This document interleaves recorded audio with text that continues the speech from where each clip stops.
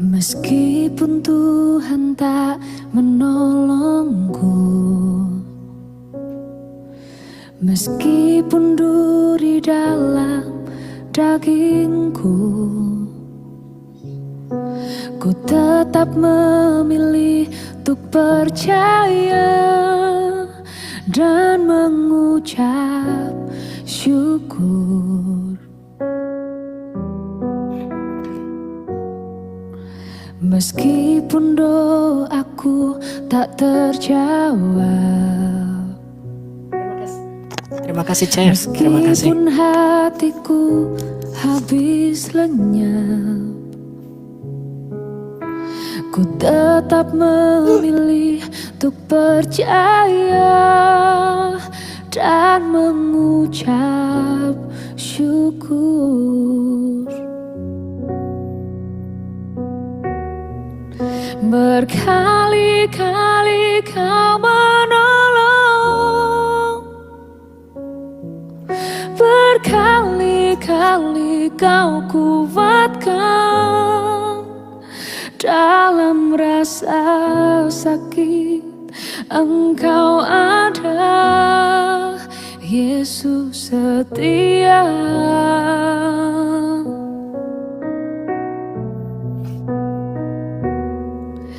Berkali-kali Kau menolong, Shalom Mama, shalom. berkali-kali Kau kuatkan.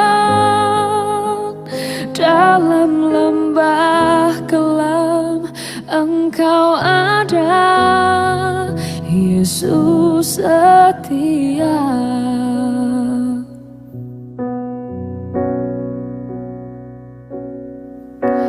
Meskipun doaku tak terjawab,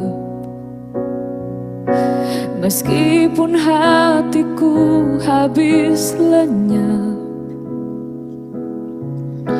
ku tetap memilih untuk percaya dan mengucap syukur. Shalom Cleo, shalom. Berkali-kali Kau menolong, berkali-kali Kau kuatkan. Dalam rasa sakit Engkau ada, Yesus setia.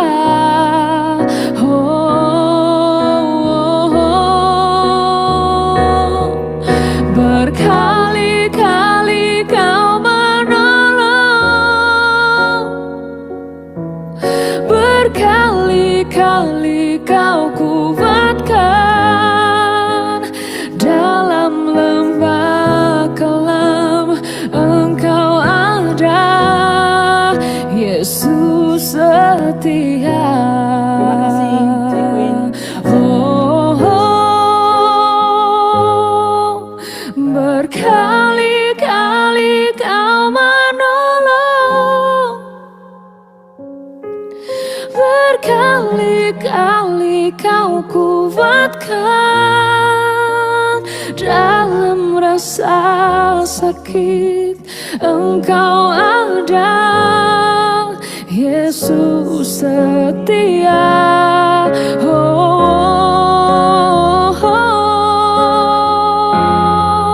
Berkali-kali Kau menolong, berkali-kali Kau kuatkan. Dalam lembah kelam Engkau ada, Yesus setia.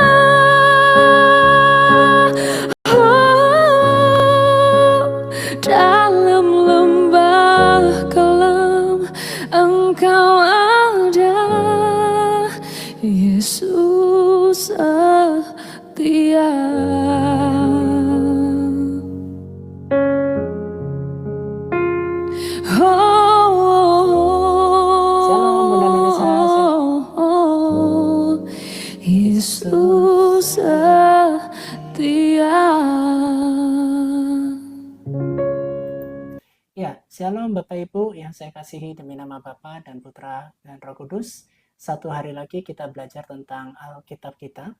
Bapak Ibu, untuk pagi hari ini kita melanjutkan seri daripada pembahasan kitab Perjanjian Lama. Dan kita akan membahas tentang kitab Imamat. Suaranya kecil. Suaranya kecil. Ya, cek. Nah, ini lebih besar ya. Sebentar. Oh, oke. Sudah cukup besar ya? Oke. Ya, Bapak Ibu, Shalom Bapak Ibu yang saya kasih demi nama Bapa, Putra, dan Roh Kudus. Hari ini kita melanjutkan seri daripada pembahasan Alkitab kita tentang kitab Perjanjian Lama. Dan saat ini kita sudah masuk di dalam kitab Imamat, Bapak Ibu. Nanti di dalam hari Rabu kita akan membahas kitab Bilangan. Di berikutnya kita bahas tentang kitab Ulangan. Demikian selanjutnya. Ini adalah salah satu bentuk pengajaran, salah satunya dari STT.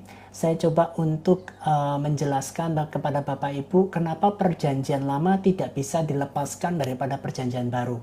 Jadi beberapa aliran-aliran seperti Marcion, aliran-aliran tertentu yang tidak meyakini Perjanjian Lama itu benar-benar salah kaprah. Ya, Tuhan sudah menyiapkannya segala sesuatu, Perjanjian Lama dan Perjanjian Baru. Kita akan bahas kita lebih detail, dan banyaknya fitnah-fitnah yang diberikan kepada Alkitab kita dengan banyak bentuk pelintirannya. Nah, Bapak Ibu, pengajaran ini dengan tujuan bahwa kita memahami Alkitab kita lebih detail, dan supaya kita tidak diombang-ambingkan dengan banyaknya pengajaran-pengajaran yang ada. Cintai Alkitabmu, pelajari Alkitabmu, supaya kita bisa pahami dan lebih mengerti. Mari Bapak Ibu, sebelum kita masuk, kita berdoa terlebih dahulu ya. Haleluya. Bapa di dalam kerajaan surga, kami mengucap syukur Tuhan buat pagi hari yang indah ini. Hamba berdoa dan hamba menghadapkan kita Imamat ke dalam tangan Tuhan. Tolong hamba-Mu Tuhan menjadi salah satu bentuk kitab yang agak sulit untuk kami bisa mengerti. Salah satu kitab yang sulit untuk kami bisa pahami dan termasuk perkembangannya sampai zaman sekarang ini. Hamba lepaskan semua doktrin. Hamba lepaskan semua pengetahuan-pengetahuan manusia. Hamba lepaskan daripada kepintaran-kepintaran manusia tentang berolah kata dan sebagainya. Tetapi hamba memohon kepada Engkau, terjemahkan firman-Mu ini dalam kehidupan kami. Buat hamba-Mu mengerti, buat kami semua mengerti, dan biarkanlah firman menjelaskan firman itu sendiri. Dan biarkanlah Imamat yang akan menjelaskan tentang kitab Imamat itu sendiri. Tolong hamba-Mu, tolong umat-Mu Tuhan buat kami mengerti. Demi nama Bapa dan Putra dan Roh Kudus, kami siap mendengarkan firman-Mu. Haleluya. Amin. Tuhan yang mana? Tuhan Yesus yang tidak bisa tergantikan. Ya, Tuhan boleh banyak, ilah punya banyak, tapi satu-satunya Tuhan di atas segala Tuhan, Raja di atas segala Raja, namanya cuma Yesus Kristus Tuhan. Tidak ada yang lain. Ya, di dalam Yesus pasti ada keselamatan, pasti dapat rumah, pasti dapat makan, pasti dapat surga. Jadi tidak semoga-semoga. Ya, itu dia Tuhannya ya. Mari Bapak Ibu kita nikmati satu lagu kembali ya. Tuhan Yesus memberkati.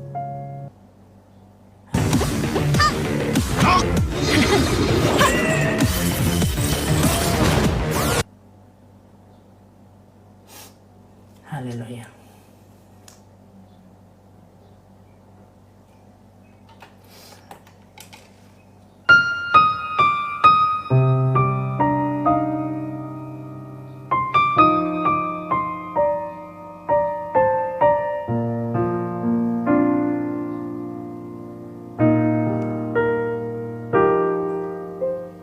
Jiwaku bertanya,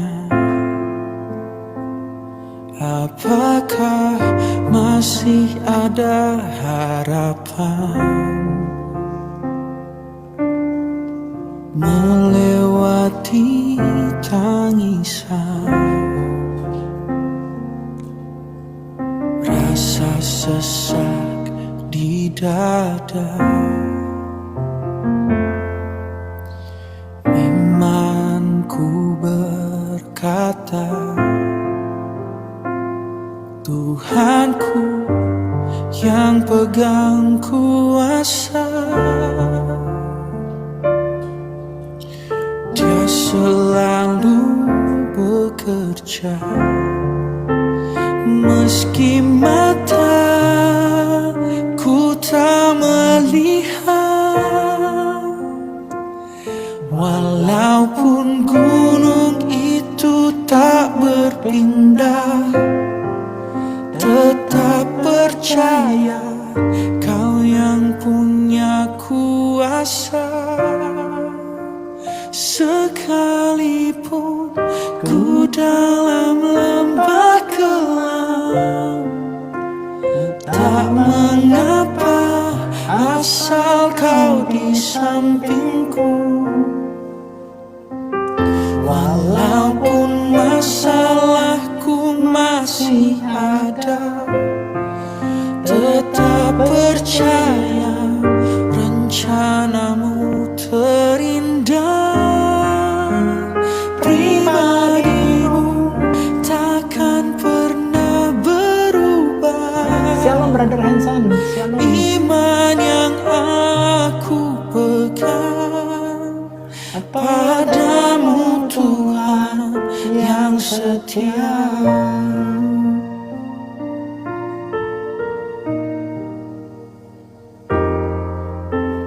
Jiwaku bertanya, apakah masih ada harapan melewati tangisan, rasa sesak di dada. Imanku berkata,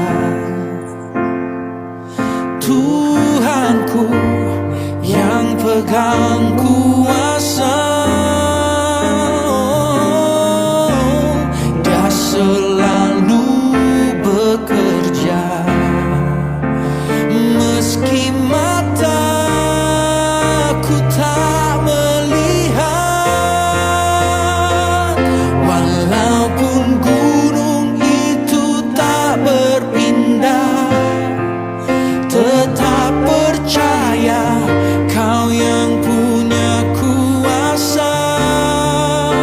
Sekalipun ku dalam lembah kelam, tak mengapa asal Kau di sampingku.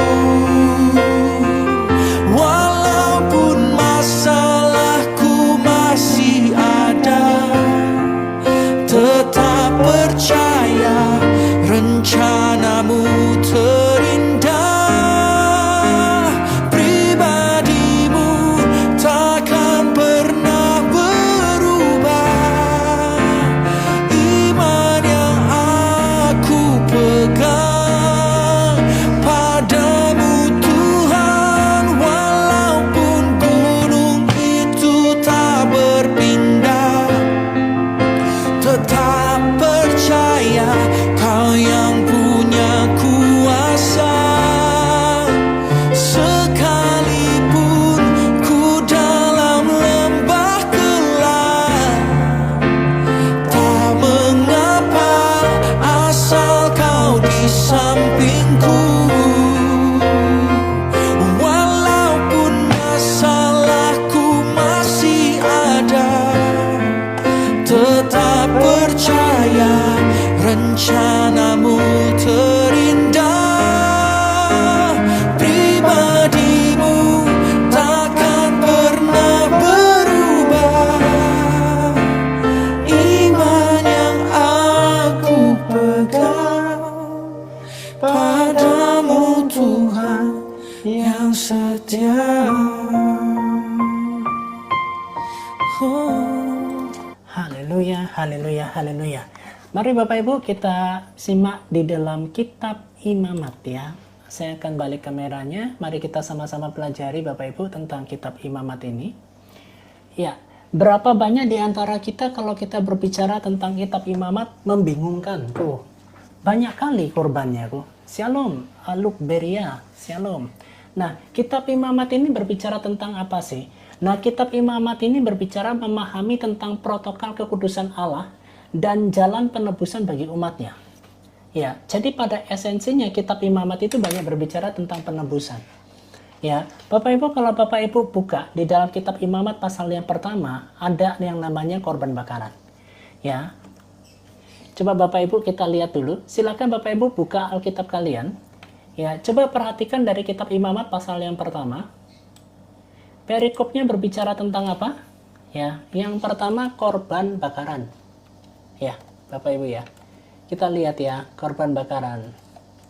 Nah, terus Bapak Ibu perhatikan di kitab korban bakaran, kita lihat sampai bawah. Ya, tidak ada lagi ya, Bapak Ibu ya. Kita lihat pasal yang kedua, berbicara tentang apa? Korban sajian. Ya. Yang kedua korban sajian. Ya. Oke, kita lihat lagi, kita scroll.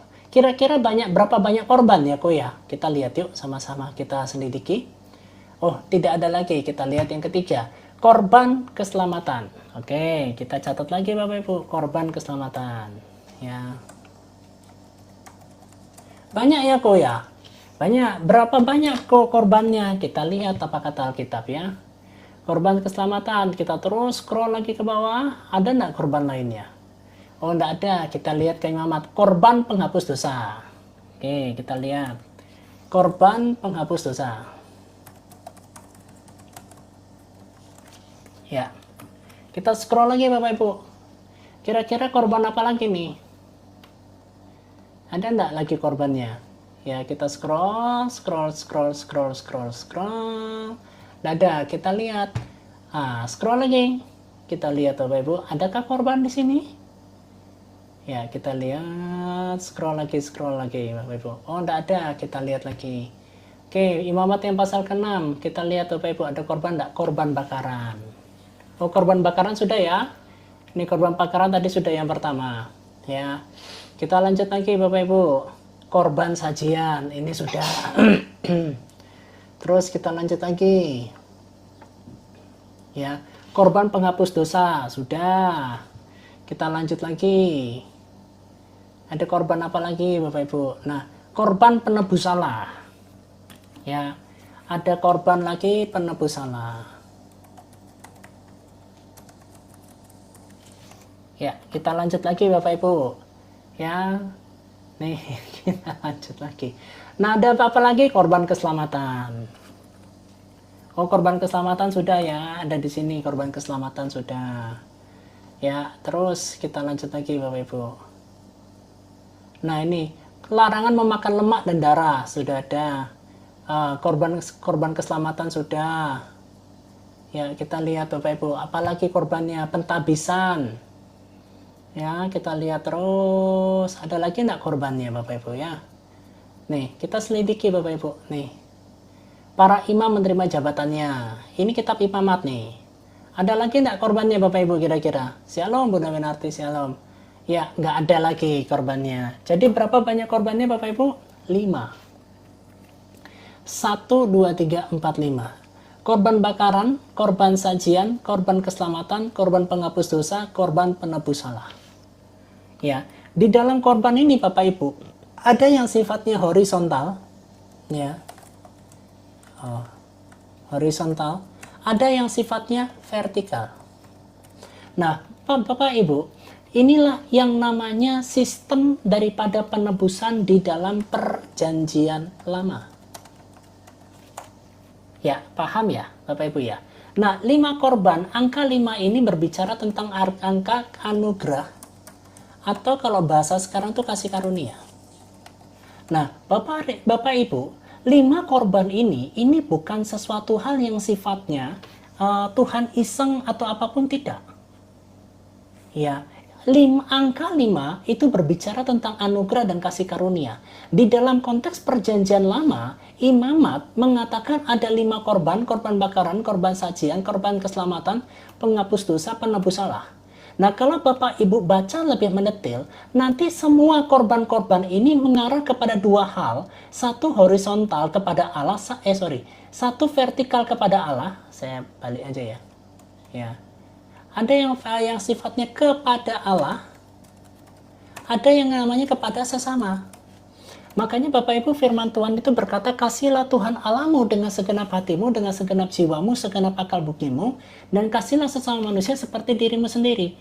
Nah, angka 5 ini berbicara tentang anugerah Allah atau kasih karunia. Di dalam perjanjian baru, semua 5 ini, ya, 5 ini Bapak Ibu, ya, kelima ini, saya kasih ya, ini sudah ditutup sama pribadi yang bernama Yesus Kristus. Ya Bapak Ibu, inilah yang dikatakan oleh Paulus. Karena sudah ada perjanjian baru, 5 korban ini sudah ditutup semua sama Yesus Kristus. Nah, apologet sebelah selalu mengatakan Paulus itu sesat. Paulus itu membatalkan hukum Taurat gitu. Hukum apa yang dibatalkan Bapak Ibu? Hukum yang dibatalkan tuh ini. Ya, paham ya Bapak Ibu ya? Karena di dalam kematian Kristus, di dalam perjanjian baru ini, berbicara tentang anugerah dan kasih karunia Allah kepada manusia lewat pribadi yang namanya Kristus. Gitu loh Bapak Ibu. Nah, ini yang tidak dipahami sama apologet sebelah. Jadi mereka mengartikan tentang kasih karunia itu berdasarkan otak dengkulnya sendiri yang tidak diterangi dengan kuasa Roh Kudus. Makanya mereka tidak akan pernah paham, mereka tidak akan pernah mengerti. Mereka hanya menunjukkan, hanya ikut-ikutan, pokoknya Paulus itu sesat. Paulus itu membatalkan hukum Taurat. Paulus itu loh membatalkan hukum Taurat, padahal Kristus Yesus itu katanya menggenapi. Inilah yang digenapi. Bapak Ibu, ya, oh yang ini tidak usah garis kuning ya. Oke, mana ini? Sebentar.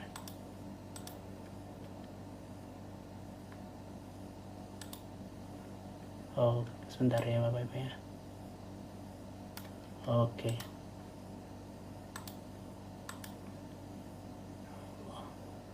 Oh, sini. No color, no fill. Nah, ini. Ya. Bapak Ibu paham ya? Nah, ini apa yang dikatakan sama Rasul Paulus bahwa Yesus Kristus inilah sebagai perjanjian barunya. Yesus Kristus ini adalah anugerah. Yesus Kristus ini adalah kasih karunia. Karena begitu besar kasih Allah akan dunia ini, maka dikaruniakan putranya yang tunggal sebagai apa? Sebagai korban bakaran, sebagai korban sajian, sebagai korban keselamatan, sebagai korban penghapus dosa, sebagai korban penebus salah. Inilah yang dimaksudin bahwa Yesus Kristus ini adalah menggenapi hukum Taurat ini. Ya, paham Bapak Ibu? Nah, ini yang tidak dipahami sama apologet sebelah. Makanya kenapa mereka menjadi ngarang indah dengan mengatakan Paulus itu sesat, Paulus itu membatalkan hukum Taurat, Paulus itu mengajarkan sesuatu yang bukan Kristus ajarkan. Mereka tidak paham. Oh, paham Bu, saya Koko, Bunda Winis, saya laki-laki. Sebentar ya. Cilu, bah. Suara saya memang begini Bunda Winis. Ya, saya Koko, saya laki-laki. Ya, Cilu, bah. Ya, saya bukan perempuan ya, bukan ibu ya, Bunda Winis ya. Ya, sekarang sudah Ciluk Ba kan? Nah, oke. Panggil Koko aja Bunda Winis ya. Panggil Koko. Suaranya memang modalnya begini ya. Ya, nggak apa-apa Bunda Winis. Aduh, orang kesekian yang mengatakan saya ibu-ibu. Nggak apa-apa ya. Aduh, gimana caranya ya biar suara saya agak ngebas gitu ya. Sebentar ya.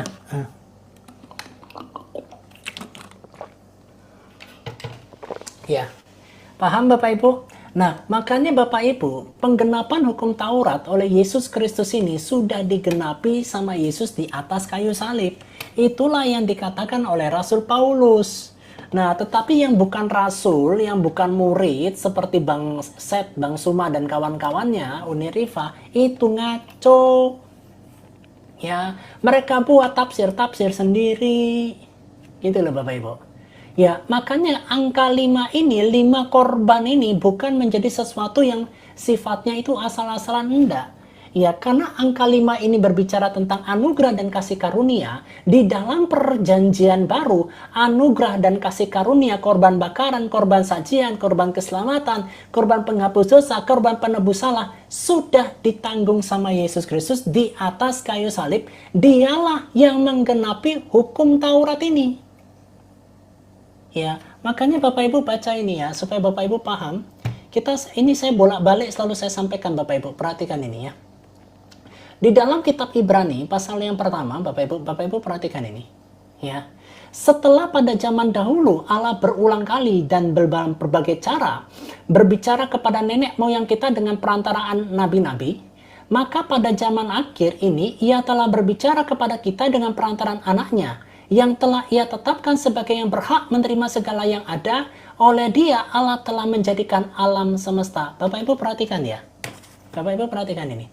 Di zaman dulu, ya, di dalam perjanjian lama, itu Tuhan berbicara lewat nabi-nabi.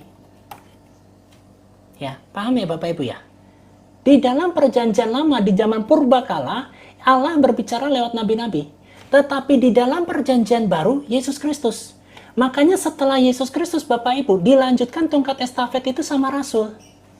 Ya, tidak dilanjutkan sama Nabi. Nabinya sudah stop. Bapak Ibu, Nabinya sudah stop. Di mana? Di perjanjian lama. Nah, tongkat estafet dari Nabi itu sudah ditutup sama Yesus Kristus. Jadi setelah Yesus Kristus lagi, firman Tuhan berkata bahwa Tuhan itu tidak pernah berbicara lagi lewat yang namanya Nabi. Ya, jadi penutup para Nabi itu adalah Yahya. Dialah yang menutup Nabi, karena dialah satu-satunya Nabi yang ada di dalam kitab perjanjian baru. Paham Bapak Ibu? Paham ya? Jadi kalau misalnya ada yang ngaku-ngaku sebagai penutup para nabi, dan itu bukan Yahya, dan itu bukan Yohanes Pembaptis, mohon maaf. Ya, itu bukan daripada Allah Abraham, Allah Ishak, Allah Yakub. Mohon maaf sekali. Ya, karena di dalam kitab Ibrani jelas, di dalam perjanjian lama di masa purbakala Tuhan berbicara lewat nabi. Tetapi di dalam akhir zaman, yaitu perjanjian baru, ya, tutup. Ya, di dalam akhir zaman, ya, Allah berbicara lewat siapa? Perantara anaknya, yaitu Yesus Kristus. Nah, nabi terakhir itu ditutup oleh Yahya. Setelah itu tongkat estafet Yesus Kristus. Yesus Kristus inilah yang tutup semua nabi itu. Nabi terakhir Yahya, setelah itu Mesias. Setelah Mesias dilanjutkan sama Rasul. Di dalam perjalanan ini Bapak Ibu, golongan nabi itu tetap ada di mana? Di keyahudian. Ya. Golongan nabi itu seperti yang namanya sekolah seperti STT kalau kita zaman sekarang bilang. Ya, jadi mereka punya sekolah kerabian, sekolah mereka golongan rabi dan sebagainya. Itu golongan nabi keyahudian terus berjalan. Tetapi bagi kerajaan surga adalah ditutup oleh Yahya, dan menutup Yahya adalah Mesias Yesus Kristus. Ditongkat estafetnya ke Rasul, dari Rasul ditongkatkan estafetnya kemana? Murid. Ya, makanya kenapa kamu itu harus dimuridkan? Untuk memuridkan. Jadi sudah nggak pakai nabi-nabian Bapak Ibu. Ya, golongan nabi cuma ada di Yahudi. Golongan nabi ini cuma ada di Israel. Makanya mereka membentuk yang namanya golongan orang Farisi, orang Saduki, yang merasa mereka masuk di dalam golongan kenabian ini. Makanya di Kisah Para Rasul muncul yang namanya Agabus. Gitu loh Bapak Ibu. Jadi nggak ada penutup para nabi setelah Yesus Kristus, itu nggak ada. Setelah Yesus Kristus tidak ada tongkat estafet itu diberikan kepada nabi. Jadi Bapak Ibu, Ibrani pasal 1 ayat 2 ini sudah dengan jelas menjawabnya. Ya, nih Bapak Ibu ya. Maka pada zaman akhir ini Ia telah berbicara kepada kita dengan perantaraan siapa? Anaknya. Paham ya Bapak Ibu ya? Nah, jadi mereka yang pakai ngaku-ngaku sebagai nabi terakhir, ngaku-ngaku sebagai penjelmaan Parakletos atau Roh Kudus, hati-hati. Ya, itu tidak sesuai dengan kerajaan Allah. Ya, estafetnya Rasul Yesus Kristus ke Rasul, setelah itu murid, setelah itu dimuridkan dan memuridkan. Makanya Bapak muncul yang nama tokohnya Stefanus. Nah, Stefanus ini hasil pemuritan. Dari Stefanus terus sampai 2026, Bapak Ibu. Ya, muncul yang namanya di sini Kong Yin. Ya. Ini semuanya hasil pemuritan. Stefanus maupun Kong Yin itu bukan nabi. Ya, karena tidak ada lagi yang namanya pakai nabi. Itu semua sudah ditutup sama Yesus Kristus. Ya, sebagai nabi pendahulunya adalah Yahya atau Yohanes Pembaptis. Setelah itu rasul yang dipimpin oleh 12 rasul. Nah, dari situ murid. Muncullah dari sini yang muncul yang namanya penatua. Bapak Ibu. Nah, dari imamat inilah yang menjelaskan bahwa semua korban-korban bakaran, sajian, keselamatan, penghapus dosa sebagai anugerah dan kasih karunia itu sudah di perjanjian baru diambil perannya itu oleh Yesus Kristus. Semua korban ini sudah korban yang sejati adalah Yesus Kristus. Bapak Ibu, ini yang tidak pernah dimengerti sama apologet sebelah. Pokoknya nuduh aja Paulus. Buatlah fitnah-fitnah yang bisa diterima di masyarakat. Kalau kebohongan diterus-teruskan itu akan menjadi kebenaran. Makanya Bapak Ibu Bangset, Uniriva, Kores, Nandar itu terus menerus-neruskan kebohongan yang supaya dianggap sebagai kebenaran. Ya, Paulus itu menyesatkan karena dia membatalkan hukum Tauratnya. Membatalkan hukum Taurat nggak tuh? Ya, padahal Yesus Kristus sudah menggenapi semua hukum ini yang ada di dalam kitab imamat. Ya, mereka ngaku-ngaku sudah baca Alkitab dari Kejadian sampai Wahyu, tetapi mereka tidak mengerti tentang penggenapan ini. Ya, mereka tidak mengerti kata Paulus. Gitu loh Bapak Ibu. Ya, mereka hanya main sesat menyesatkan. Buatlah fitnah-fitnah yang bisa diterima di masyarakat. Itu memang sudah motonya. Dipelintirlah ayat perkataan Paulus. Dipelintirlah perkataan Paulus bahwa Paulus itu menyesatkan dan membatalkan hukum Taurat. Padahal dari perjanjian lama ini, semua korban ini sudah menjadi perjanjian baru lewat tokoh namanya Yesus Kristus. Gitu loh Bapak Ibu. Ya, kita lanjut ya, Bapak Ibu ya, paham ya? Bapak Ibu yang kelewatan nanti Bapak Ibu bisa dapatkan di YouTube saya ya. Nah, pengantar daripada kitab imamat, kitab ketiga dalam Taurat yang menyingkapi esensi kekudusan dan bagaimana manusia berdosa dapat bersekutu dengan Allah yang Maha Kudus. Ini caranya. Ini pengantarnya. Ya, nih. Siapa penulis dari kitab imamat, Bapak Ibu ya? Tradisi Yahudi dan Kristen secara kuat meyakini bahwa penulis kitab imamat adalah Musa. Ya, kitab ini sebagian besar terdiri dari firman yang didiktekan langsung oleh Allah kepada Musa dari dalam kemah pertemuan tabernakel di Gunung Sinai. Ditulis pada masa pengembaraan bangsa Israel di padang gurun. Ya, sering ditegaskan dengan frase Tuhan berfirman kepada Musa, merupakan kelanjutan langsung dari kitab narasi kitab Keluaran. Ya, paham ya Bapak Ibu ya? Ini, penulis daripada ini semuanya adalah Musa. Jadi tidak ada nabi yang buta huruf Bapak Ibu. Mereka semuanya bisa baca, bisa tulis.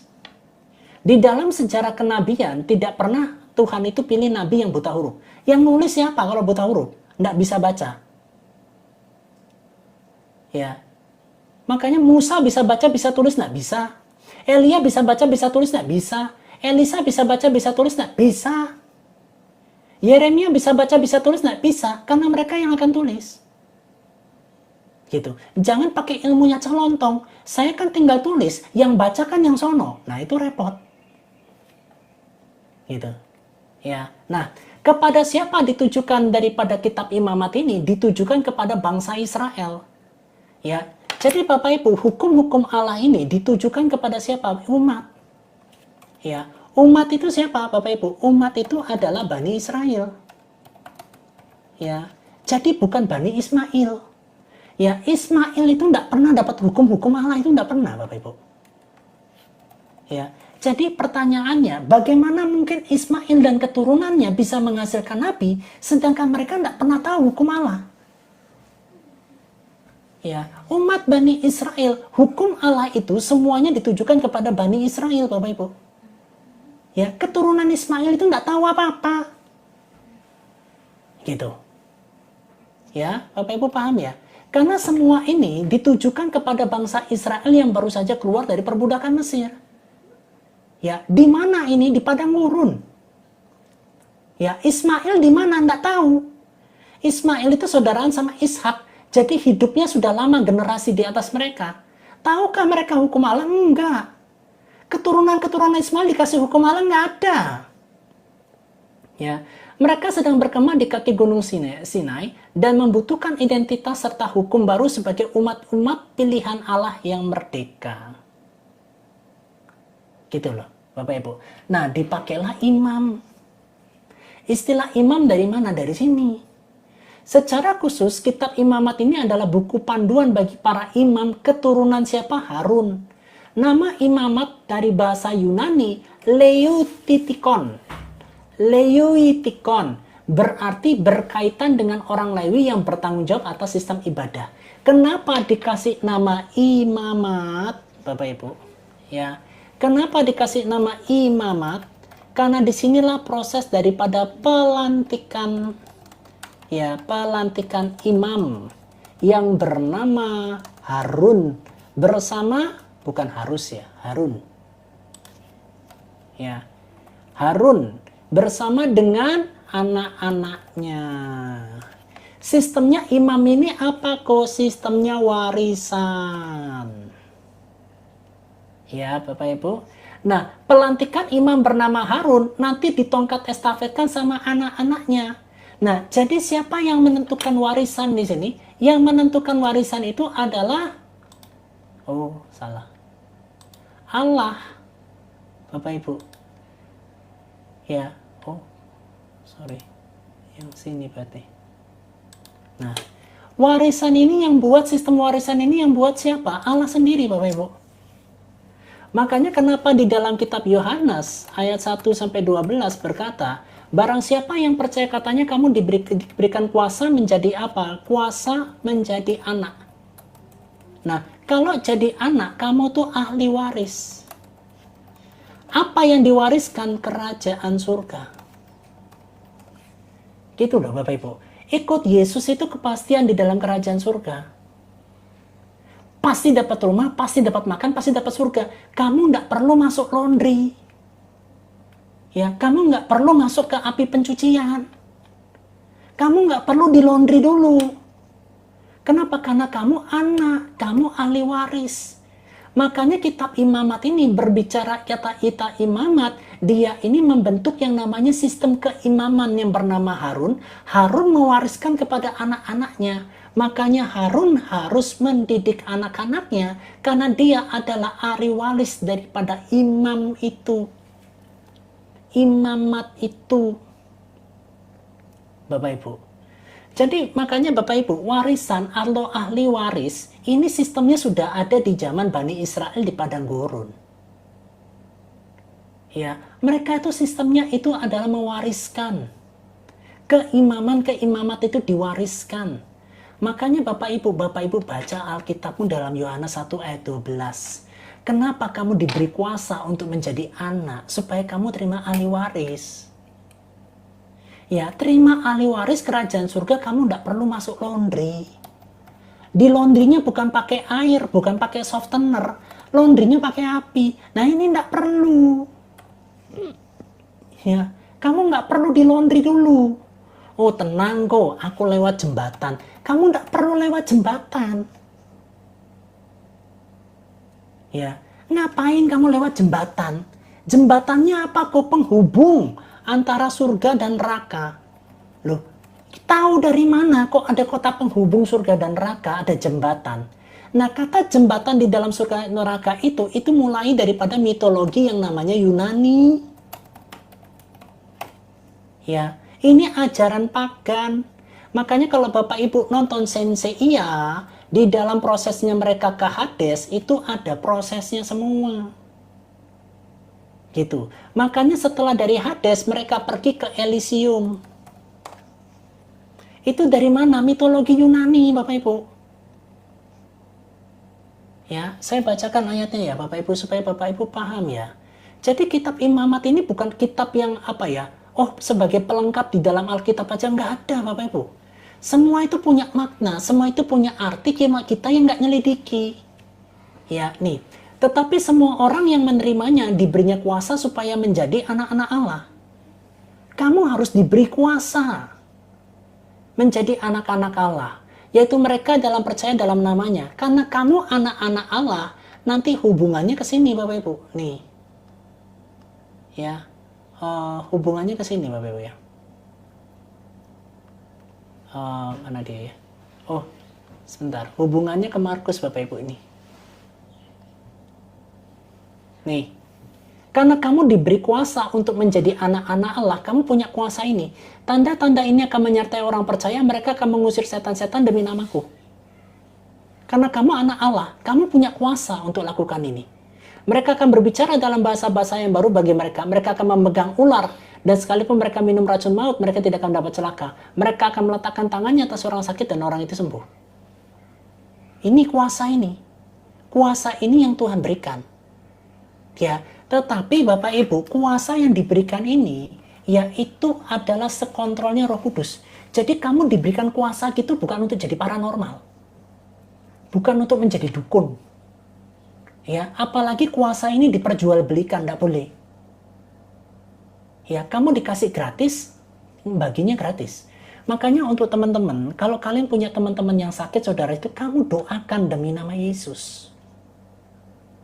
Ya, doakan demi nama Yesus. Ya, Bapak Ibu ya, sembuh. Sembuh. Kalau Tuhan mau sembuh, pasti sembuh. Ya, paham ya Bapak Ibu ya? Ini makanya sistem warisan itu dari imamat itu sudah ada. Ya, kenapa kamu dijadikan anak? Supaya terima warisan. Warisannya itu apa? Kerajaan surga. Paham ya Bapak Ibu? Makanya Yesus berkata di dalam perkataannya, nih Bapak Ibu ya, supaya Bapak Ibu jelas di sini. Ya, dan apabila aku telah pergi ke situ dan telah menyediakan tempat bagimu, aku akan datang kembali dan membawa kamu ke tempatku, supaya di tempat di mana aku berada, kamu pun berada. Ini janjinya. Yesus di mana? Di surga. Yang bawa kamu ke surga siapa? Yesus. Jadi Nabi tidak pernah bawa kamu ke surga. Mau Nabi awal, Nabi tengah, Nabi terakhir, tidak pernah bawa kamu ke surga. Abraham pun tidak bisa bawa kamu ke surga. Ya, supaya di tempat di mana aku berada, kamu pun berada. Jadi yang bawa kamu ke surga siapa? Cuma Yesus.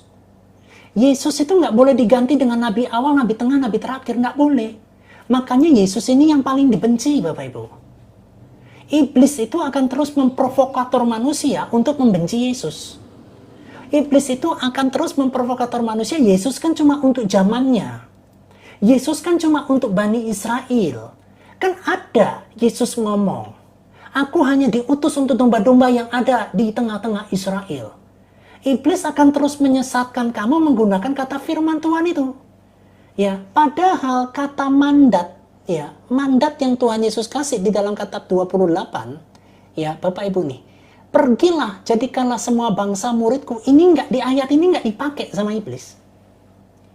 Ya, iblis akan pakai ayat, Yesus itu hanya diutus untuk Bani Israel. Ya, Yesus itu hanya untuk zamannya. Ya, yang untuk dunia sekarang adalah nabi paling terakhir, rasul paling terakhir. Nah itu. Ayat ini tidak pernah dibahas. Ayat ini selalu difitnah sebagai ayat tambahan. Ini kan ayatnya ditambah-tambahin. Ya, jadi ayat yang dipakai adalah Yesus berkata, aku hanya diutus untuk bani-bani Israel, untuk domba-domba yang terhilang dari tanah Israel. Cuma itu Bapak Ibu, mandatnya nggak dikasih tahu. Itulah cara kerjanya si jahat. Itulah cara kerjanya kerajaan gelap. Ya, Bapak Ibu paham ya? Jadi sistem warisan ini Bapak Ibu, imam ini, ya, Yesus Kristus telah menjadi imamnya, imam besar atau Melkisedeknya. Makanya barang siapa yang percaya kepadanya, kamu diberikan kuasa menjadi anak-anak Allah, terima warisan kerajaan surga. Paham Bapak Ibu? Gitu loh. Ini yang tidak pernah dimengerti. Sama siapa? Apologet sebelah. Pokoknya ngerocos saja lah. Ya, pokoknya fitnah-fitnah lah. Pokoknya kebohongan dan dusta itu terus ditampilkan terus-menerus lah. Ya, dari buahnya lah kalian tahu Bapak Ibu bahwa mereka itu memang pendusta. Paham ya Bapak Ibu ya? Ini loh Bapak Ibu. Secara khusus, kitab ini adalah buku panduan bagi para imam keturunan Harun. Nama imamat dari bahasa Yunani adalah Leutitikon, berarti kekaitan dengan orang Lewi yang bertanggung jawab dengan sistem ibadah. Jadi ada satu suku, Bapak Ibu, yaitu suku Lewi. Ya, nih, saya di mana ya? Sebelah sini aja ya. Sini aja ya. Satu suku Lewi, mereka ini yang ngurusin sistem ibadah. Ya, salah satu ibadahnya adalah Bapak Ibu, ibadahnya adalah ini. Nih, ibadahnya adalah melayani dalam bentuk korban bakaran, korban sajian, korban keselamatan, korban penghapus dosa, korban penebus salah. Makanya Harun dari suku Lewi itu diteruskan kepada anak-anaknya. Tetapi di dalam perjanjian baru, Yesus Kristuslah sebagai Melkisedek. Ya, sebagai imam besar. Imam besar yang menggantikan perannya Harun.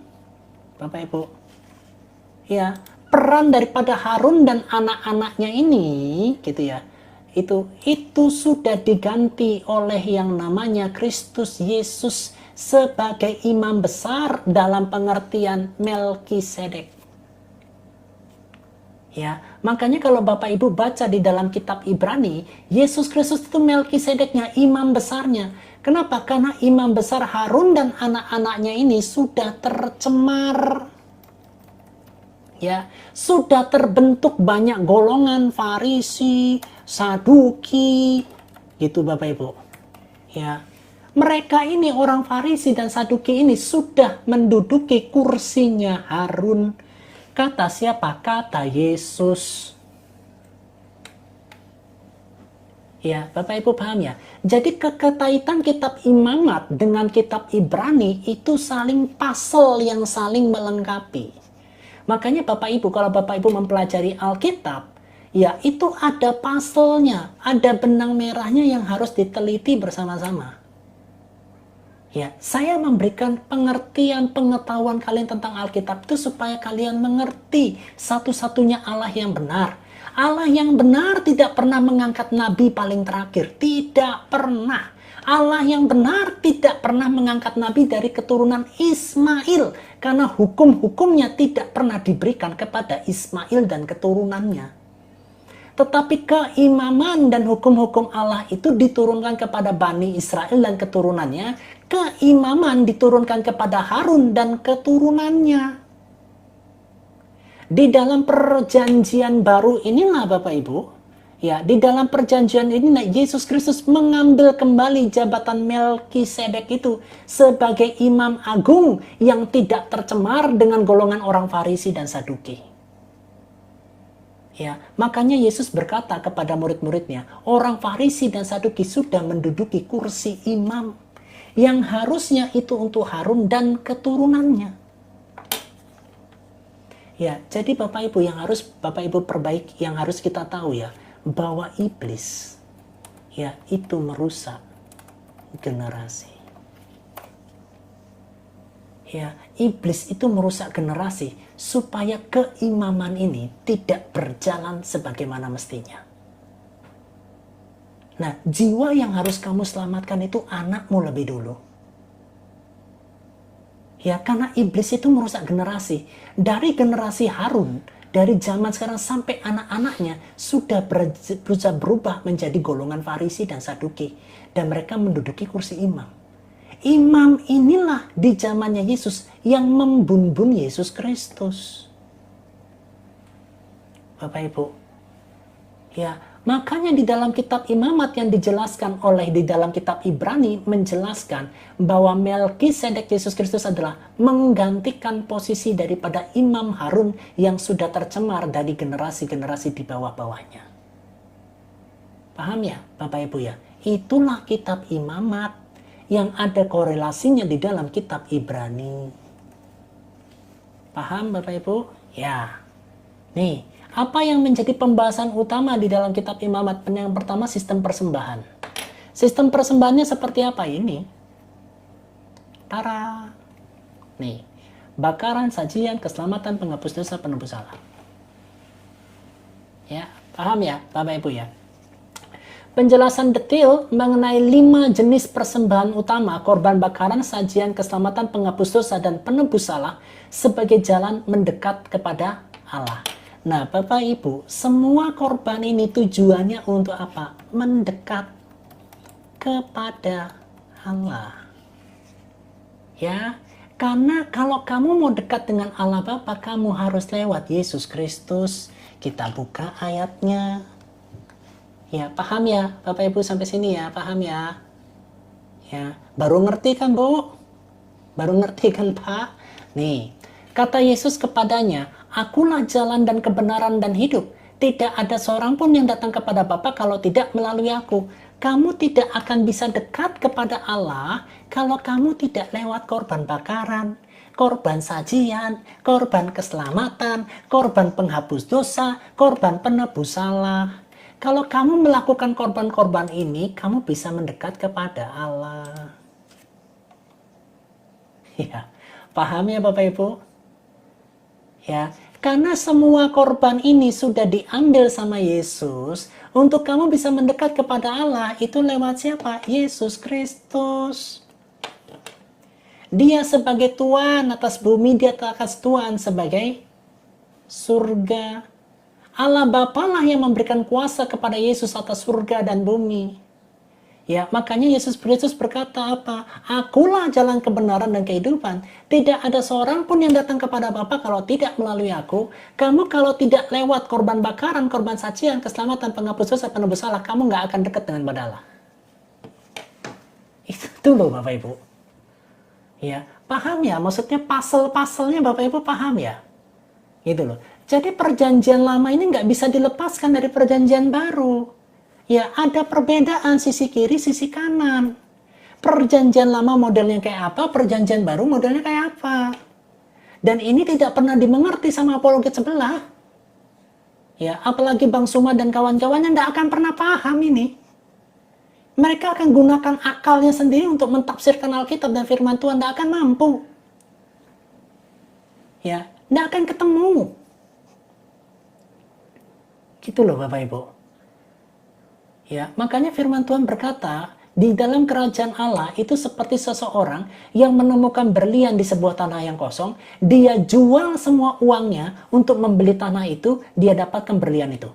Nah, kamu jual segala hidupmu, kamu jual segala sesuatu yang kau punya untuk ikut Yesus. Itulah harta yang berharga. Ya, itulah harta yang berharga. Ini loh maksudnya kita pelajari firman itu begini. Supaya kamu paham, oh ternyata perjanjian lama ini begini ya. Untuk dekat kepada Allah itu lewat korban bakaran, sajian, keselamatan, penghapus dosa ya.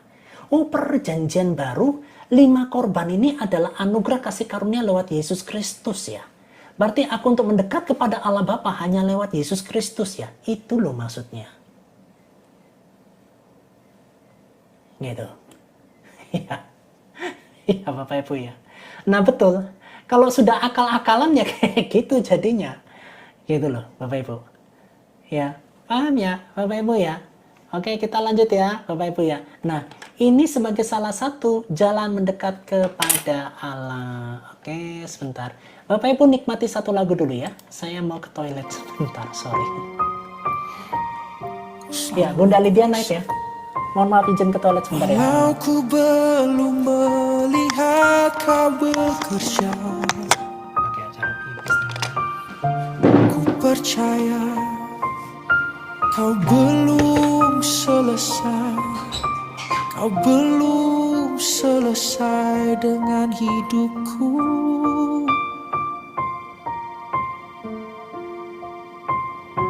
Rencanamu sempurna. Di balik semua masalahku, Engkau tetap Allahku.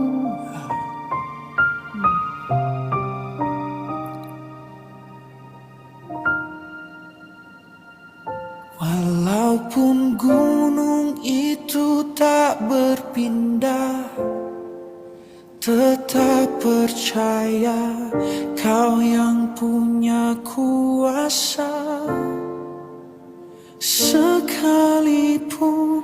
ku dalam lembah kelam, tak mengapa asal Kau di sampingku. Walaupun masalahku masih ada, tetap percaya rencanamu terindah. Pribadimu takkan pernah berubah. Iman yang aku pegang padamu Tuhan, walaupun gunung itu tak berpindah, tetap percaya Kau yang punya kuasa. Ya, kita lanjut ya, Bapak Ibu ya. Nanti kita dengar lagunya ya. Bapak Ibu yang mau bertanya silakan ya. Diketik. Nah, selanjutnya adalah kepemimpinan imam. Ya. Ya, Bunda Lydia kalau bisa naik ya. Nah, proses tabisan Harun dan anak-anaknya termasuk kisah tragis Nadab dan Abihu yang dihukum mati karena mempersembahkan api asing yang tidak sesuai dengan ketetapan. Nah, ini loh Bapak Ibu. Ya. Jadi anak-anak Harun pun teledor. Anak-anak imam pun teledor. Gitu loh Bapak Ibu. Sebentar ya. Oke. Ya, teledor loh. Nah, nanti kalau Bapak Ibu mempelajari kitab Imamat, nanti Bapak Ibu akan nemukan ini, bahwa anak-anak Harun, ya, ini adalah kisah tragis Nadab dan Abihu yang dihukum metong karena mempersembahkan api asing yang tidak sesuai dengan ketetapan. Nah, kekudusan Allah itu tidak bisa dilanggar, Bapak Ibu. Ya, ngeri loh. Nah, setelah itu hukum tahir atau najis, aturan mengenai makanan halal, haram, gitu. Nah, ini. Ya, jadi makanan-makanan tuh mulai dari sini. Kebersihan tubuh, kusta, sanitasi kemah untuk menjaga kemurnian ritual dan kesehatan fisik bangsa Israel ini. Termasuk sanitasinya itu semua dari sini. Ya, hukum tentang lelehan, ya hukum tentang perempuan datang bulan. Ya, ini ada semua di sini. Hukum tahir dan najis. Kebersihan tubuh, halal dan haram. Gitu loh Bapak Ibu. Nah, kenapa kok makanan babi dilarang pada saat itu Bapak Ibu? Karena itu babi itu liar. Di zaman itu tidak ada peternakan babi. Nah, di dalam Alkitab dikatakan baik yang babi liar maupun peternak sekalipun dilarang karena kukunya kuku belah. Ya, untuk siapa? Bani Israel. Gitu. Di zaman kisah para rasul dengan kemajuan yang era yang ada, Yesus Kristus berkata kepada Paulus, diberikanlah semua yang namanya makanan. Ya, potonglah dan makanlah. Tetapi Petrus tidak mau, karena Petrus berkata, aku tidak akan memakan sesuatu yang haram.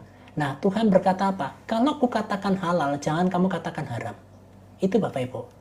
Jadi Bapak Ibu setiap perkembangan zaman, Bapak Ibu harus lihat sistemnya seperti apa. Ya, paham ya Bapak Ibu ya? Nih. Nah, Bapak Ibu, itu jantung dari kitab Imamat, itu namanya Yom Kippur. Loh, Yom Kippur itu kan perang kok? Bukan. Yom Kippur itu bukan perang. Yom Kippur itu adalah di dalam Imamat pasal 16 itu ritual tahunan hari raya pendamaian. Ya, pas hari raya inilah orang Arab itu nyerang Israel. Ya, tetapi Allahnya Israel sikat itu orang Arab. Ya, paham ya Bapak Ibu ya? Ya, jadi bukan yang namanya Yom Kippur itu perang, nama perang bukan. Yom Kippur itu adalah ritual tahunan hari raya pendamaian di mana imam besar masuk ke ruang Maha Kudus untuk menghapus dosa seluruh bangsa Israel. Nah, tapi orang Arab coba-coba serang. Gitu. Setelah diserang, dibantenglah sama Israel. Gitu loh Bapak Ibu. Ya, lagi menghadap Allah yang Maha Kuasa diserang. Ya dibanten lah, akhirnya dibantai. Begitulah kadang-kadang ya. Nah, berikutnya adalah hukum kekudusan. Aturan praktis hidup kudus sehari-hari mencakup moralitas seksual, keadilan sosial, perlakuan terhadap sesama yang membedakan mereka dari bangsa lain. Jadi ada bedanya. Nah, ini keturunan Ismail nggak terima hukum begini, ini nggak ada. Nggak ada, Bapak Ibu. Jadi kalau keturunan Ismail itu menghasilkan nabi, udah nggak mungkin. Ya, keturunan garis keturunannya aja sama sekali tidak pernah menghasilkan nabi pada zamannya Ismail itu. Ya, tiba-tiba lompat ribuan tahun, tiba-tiba nongol nabi, itu udah nggak mungkin itu, Bapak Ibu. Nah, ini yang Bapak Ibu harus mengerti tentang Allah yang sejati. Nah, ini ada hukum kekudusan, aturan praktis hidup kudus sehari-hari, mencakup moralitas seksual, keadilan sosial, perlakuan terhadap sesama, yang membedakan mereka dari bangsa lain. Ini bedanya. Gitu loh Bapak Ibu. Israel itu dibedakan sebagai orang pilihan. Makanya Bapak Ibu, kita sebagai pengikut Kristus itu harus berusaha untuk lebih beda. Gitu ya. Nah, setelah itu satu-satunya bangsa yang dikasih hari raya cuma Israel. Ya. Israel itu punya hari raya, Bapak Ibu. Hari rayanya aja Tuhan yang kasih. Coba. Ya, enggak ada bangsa-bangsa lain yang hari rayanya dikasih sama Tuhan, itu enggak ada.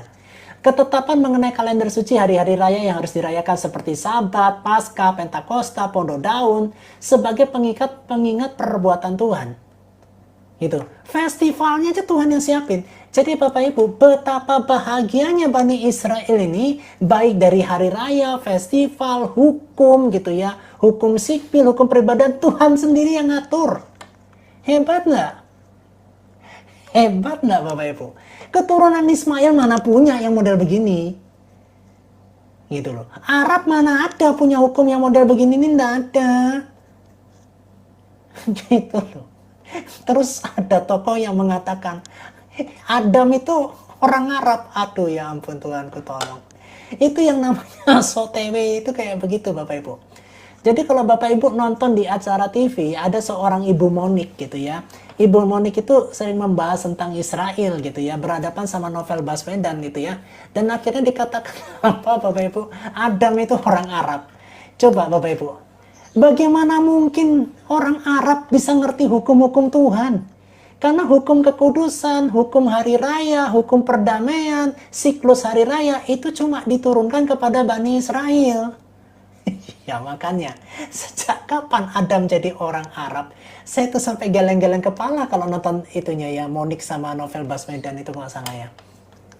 Ya, paham ya Bapak Ibu ya? Jadi hari raya ini Tuhan yang buat untuk Bani Israel. Kita ikutnya apa? Sabat sama Paskah, Pentakosta. Pondok Daun kita banyak yang nggak ikut, tapi beberapa gereja dia ikut. Seperti gerejanya Pak Niko, acara Pondok Daun mereka ikut.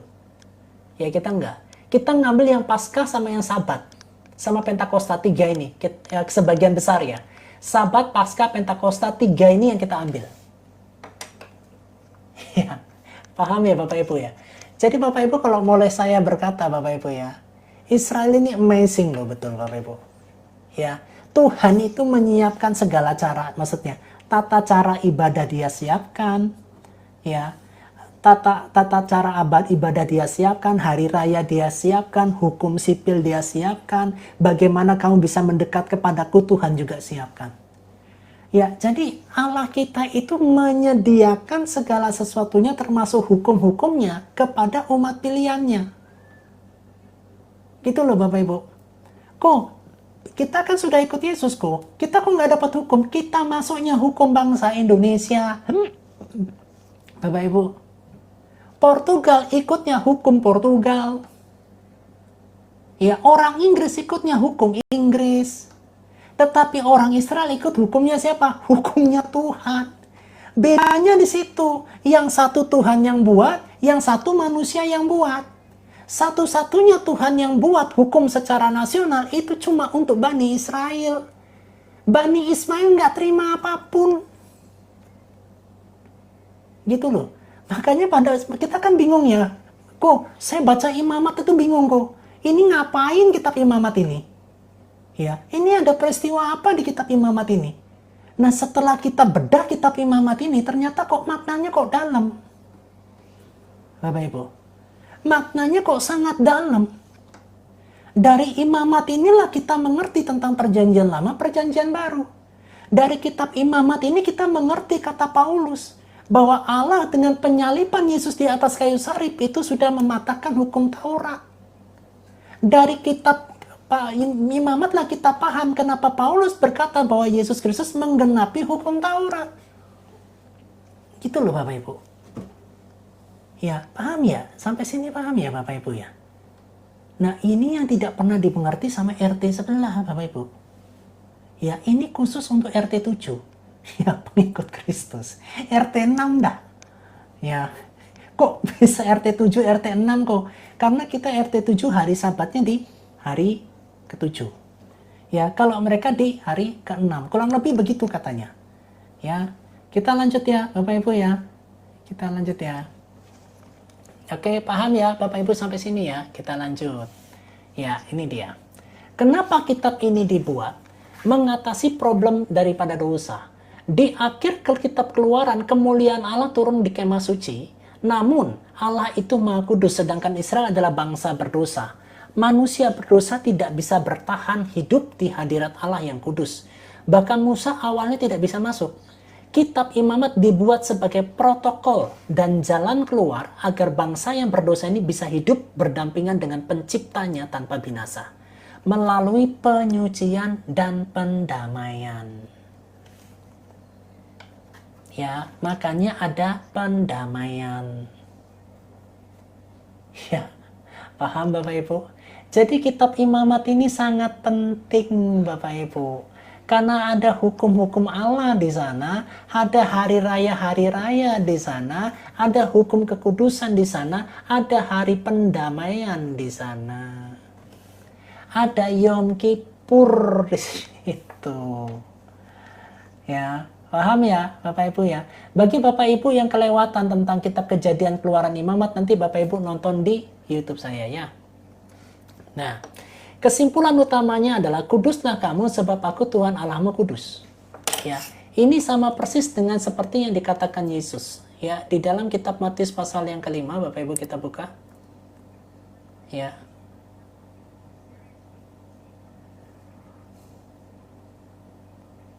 Ya, nih. Karena itu haruslah kamu sempurna sama seperti Bapamu yang di surga adalah sempurna. Berat nggak kira-kira?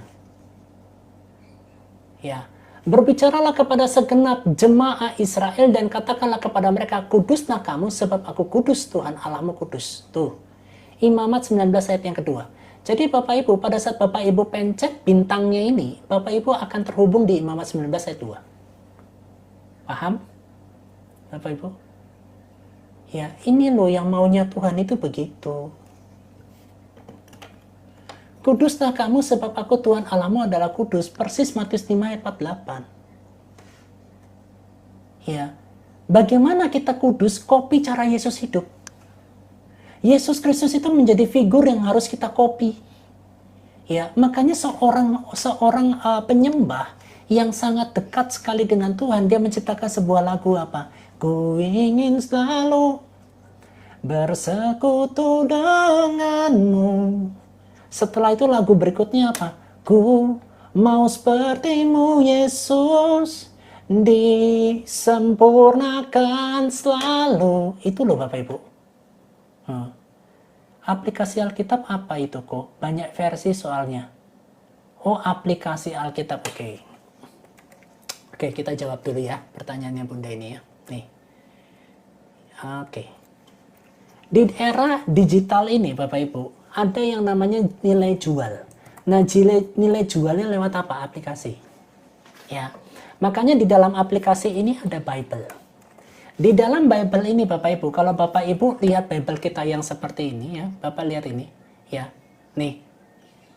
Coba Bapak Ibu, ini ada terjemahan baru, conversion versi lainnya. Nih Bapak Ibu, nih. Nah, di dalam inilah yang namanya aplikasi. Ini ada American Standard, Bible is Basic English, Bible. Nah, ini banyak nih. Ya. Jadi banyak pihak gitu ya, banyak pihak mentranslatekan yang namanya Alkitab kita ini dalam bentuk bahasa.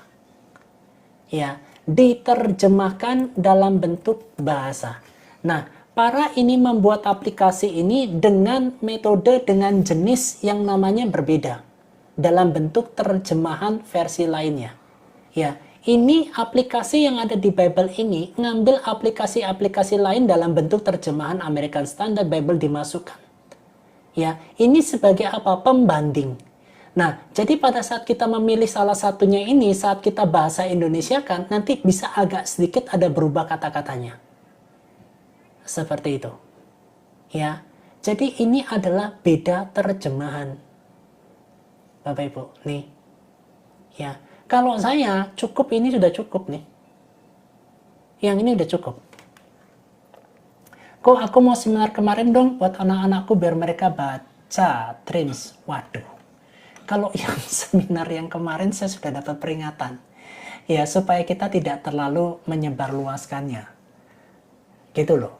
Karena tentang kebenaran yang kita sampaikan dari fakta sejarah itu banyak yang nggak bisa terima. Ujung-ujungnya kita penistaan tuh. Ya, Bunda Desi mohon maaf ya. Untuk sementara yang itu saya keep dulu ya. Ya, itu pun nggak bisa saya masukkan ke YouTube. Nggak bisa. Ya, oke, paham ya Bapak Ibu ya. Nama aplikasinya, oh nama aplikasinya Bible gitu aja. Oh nama aplikasinya, ya betul. Coba kita masuk ke Play Store ya, coba ya. Coba ya, kita lihat ini Play Store ya. Kita lihat ya, kita langsung ini. Yuk kita buka Play Store. Oke, sebentar. Oke, mana ini?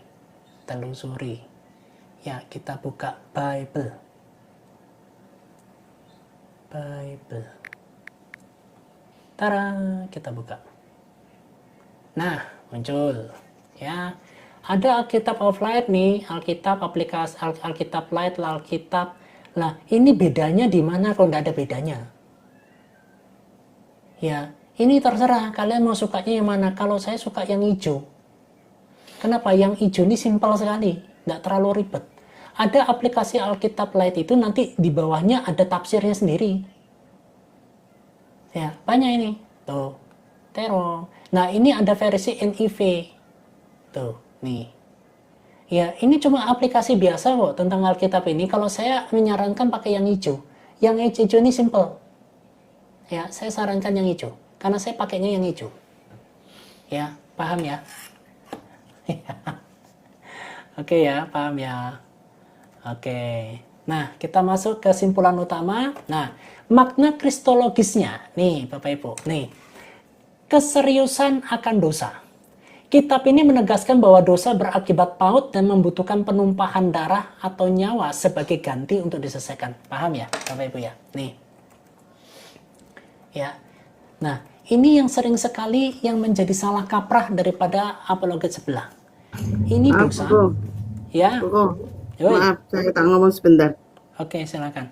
Ya, maaf shalom semua teman-teman ya. Tolong ya teman-teman ya, bantu tap-tap layar ya teman-teman ya.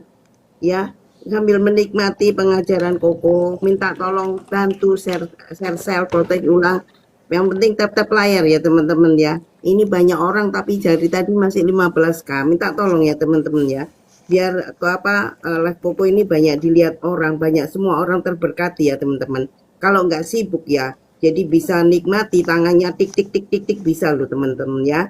Makasih teman-teman ya, Tuhan Yesus berkati ya. Oh iya ya Bunda, ya benar-benar. Teman-teman ternyata tap-tap itu ada gunanya, ada penting ya. Ya mungkin saking menikmatinya gitu sampai lupa tap-tap ya. Tolong bantu tap-tap ya. Maksudnya biar ini sampai ke teman-teman Kristen kita juga yang lain ya. Tolong bantu ya. Yeah. Ya. Nah ini Bapak Ibu tentang dosa. Nah dosa ini mendatangkan maut. Ya, Bapak Ibu paham nggak kenapa dari kejadian Adam sampai yang namanya Maleaki? Ya, mereka yang metong di zaman ini, mereka masuknya ke sini dulu, ke maut ini dulu. Ya, inilah yang dikatakan sebagai api penyucian sebetulnya. Ya, maut. Nah, pada saat Kristus itu hadir, dan dia wafat di atas kayu salib, dia membawa orang-orang yang di dalam kerajaan maut ini dibawa pindah ke Firdaus. Nah, ini tuker. Jadi semua orang yang di dalam penjara ini, ya, di dalam kerajaan maut itu tukernya lewat mana? Lewat darah. Tukernya lewat apa? Nyawa. Nah, makanya di sini dikatakan Bapak Ibu, kitab ini menegaskan dosa itu berakibat maut dan membutuhkan penumpahan the blood sebagai ganti untuk diselesaikan. Nah, makanya the blood of Jesus Christ, ya, darah Yesus, ini menjadi sesuatu hal yang sangat ditakuti oleh iblis. Ya, makanya di dalam kitab Wahyu, Bapak Ibu, coba kita lihat ya, buka kitab Wahyu ya. Nih, supaya Bapak Ibu paham ya, Bapak Ibu ya. Oke, biar Bapak Ibu baca ada dalilnya. Kitab Wahyu dulu, mana kitab Wahyu? Oke. Aduh. Ya, nih.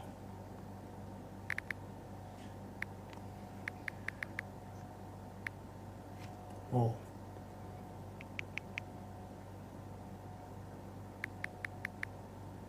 Nih, Bapak Ibu. Nih.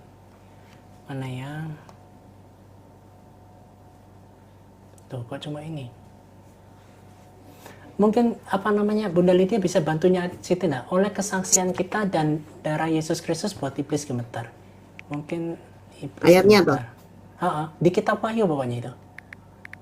Coba ya. Wah, nggak ditemukan.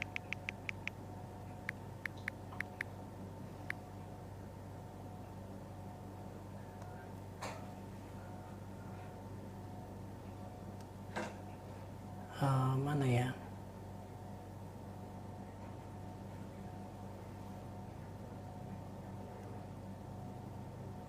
Ya, nanti sedang dibantu nyari sama Bunda Lydia ya. Jadi Bapak Ibu, di dalam kitab Wahyu dikatakan gini, oleh darah Kristus dan oleh kesaksian kita itu membuat iblis itu gemetar.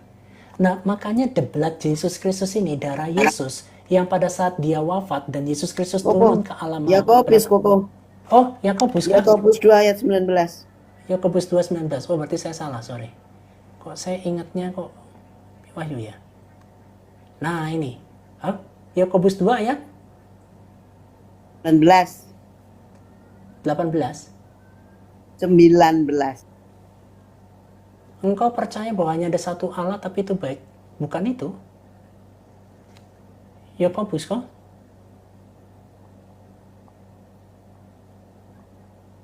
Bukan, ini Yakobus 2:19.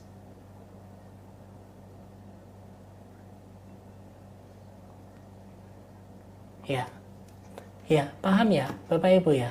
Nah, makanya darah Yesus ini Bapak Ibu sangat ditakuti sama iblis. Kenapa? Kristus itu sebagai pengganti atas maut, dia turun ke maut, dia porak-porandakan kerajaan maut, dia ambil kunci. Ini dia, Wahyu 12:19. Nah, ini nih, Wahyu 12:11. Terima kasih Bunda. Ya, ini benar-benar. Wahyu 12 saya ingat itu. Nah, ini loh. Nih, Bapak Ibu. Dan mereka mengalahkan dia oleh darah anak domba. Maut itu dikalahkan oleh darah anak domba. Diganti. Dan oleh perkataan kesaksian mereka, karena mereka tidak mengasihi nyawa mereka sampai ke dalam maut. Ya, jadi yang mengalahkan maut itu apa? Darah anak domba. Terima kasih ya Bunda Ika ya. Itu loh Bapak Ibu. Ya, paham ya Bapak Ibu ya? Itu loh, darah Kristus ini loh. Ya, sebagai pertukaran atas maut ini. Gitu. Nih Bapak Ibu, darah domba hanyalah bayangan sementara Yesus adalah anak domba Allah yang menjadi korban penghapus dosa sekali untuk selamanya. Ini yang paling ditakutin sama si iblis itu. Gitu. Karena di dalam Wahyu 12 ayat 11 ini mengalahkannya, maut itu dikalahkan oleh darah anak domba. Gitu loh. Inilah anak domba yang sejati. Inilah sebagai pengganti domba yang sejati itu Yesus Kristus ini. Nah, makanya dia menjadi imam besar agung. Yesus menggenapi peran imam besar yang secara sempurna menjembatani umat manusia yang berdosa dengan Allah Bapa yang Maha Kudus. Dialah Melkisedeknya. Dialah yang ganti perannya daripada Harun itu. Ya, jadi kitab Imamat tidak bisa dipisahkan dari kitab Ibrani. Nah, kitab Ibrani inilah yang menjelaskan secara gamblang tentang kitab Imamat yang banyak dari kita tidak memahaminya. Oh ya, Tuhan Yesus memberkati ya kemoterapinya ya, sehat sembuh dalam nama Yesus. Ya, kanker-kankernya Bunda Queen semuanya hilang dalam nama Yesus. Ya, kemoterapinya berjalan dengan sempurna dalam nama Tuhan Yesus. Ya, kita doakan ya buat keluarga kita ya. Ya, seperti itu Bapak Ibu tentang kitab Imamat ini. Ya, makanya yang paling ditakutin iblis itu the blood of Jesus. Ya, iblis merasa menang dengan membunuh Tuhan Yesus, tetapi dia gagal untuk menang karena Yesus Kristus turun ke maut dan mengalahkan maut. Darahnya itulah yang menjadi pengganti untuk maut. Makanya barang siapa yang percaya kepada Yesus Kristus, yang makan dagingnya dan minum darahnya, maut sudah tidak berkuasa atas dia. Nah, makanya Bapak Ibu, saat kita almarhum gitu ya, saat kita almarhum itu kita tidak lagi di zamannya Adam sampai Meleaki. Kita tidak perlu masuk ke turun ke maut dulu. Kita nggak yang dikatakan sebagai neraka. Kerajaan maut atau Hades itu bukan neraka Bapak Ibu. Ini banyak orang salah kaprah. Nah, kok bagaimana dengan lukisan-lukisan kok? Ini ya, coba ya, saya kasih tahu ya, mana ini ya, nih. Ya, ini Bapak Ibu biar paham ya, Bapak Ibu biar paham ya.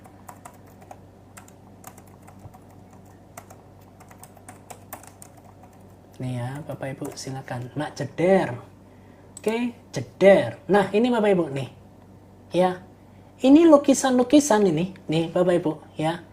Nih, lukisan-lukisan yang seperti ini, yang orang Korea itu Bapak Ibu, ini perhatikan. Nih, coba saya kasih besar gambarnya ya. Bisa enggak kasih besar ya? Ah, nih Bapak Ibu, ada orang di dalam penjara. Nih,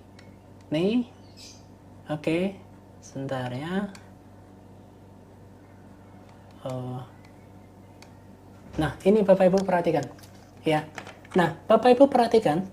Ini ada iblis memasukkan batu ke mulut daripada orang. Ya, ini jiwa-jiwa yang ada di alam maut bisa disiksa sama dia. Neraka itu adalah iblis dan malaikatnya dan juga nabinya yang disiksa. Kalau di kerajaan maut mereka bisa siksa orang. Ini bukan neraka. Ini neraka bagi manusia, tapi bukan neraka bagi iblis. Ini kerajaan maut. Karena di dalam neraka yang sesungguhnya iblis sudah tidak bisa menyiksa jiwa manusia. Nah, jiwa-jiwa manusia, roh-roh manusia, jiwa dan roh manusia ini disiksa. Nah, jadi tulisan-tulisan atau lukisan-lukisan anak-anak Korea ini, Bapak Ibu, ini bukan neraka. Ini adalah kerajaan maut. Kenapa? Karena mereka masih menyiksa. Gitu. Nah, kalau neraka, mereka yang disiksa. Ya, ukuran daripada iblis itu menyiksa manusia, dia akan disiksa nantinya. Gitu loh. Jadi nabi palsu, nabi yang dipakai sama mereka pun akan disiksa sama mereka. Suka tuh.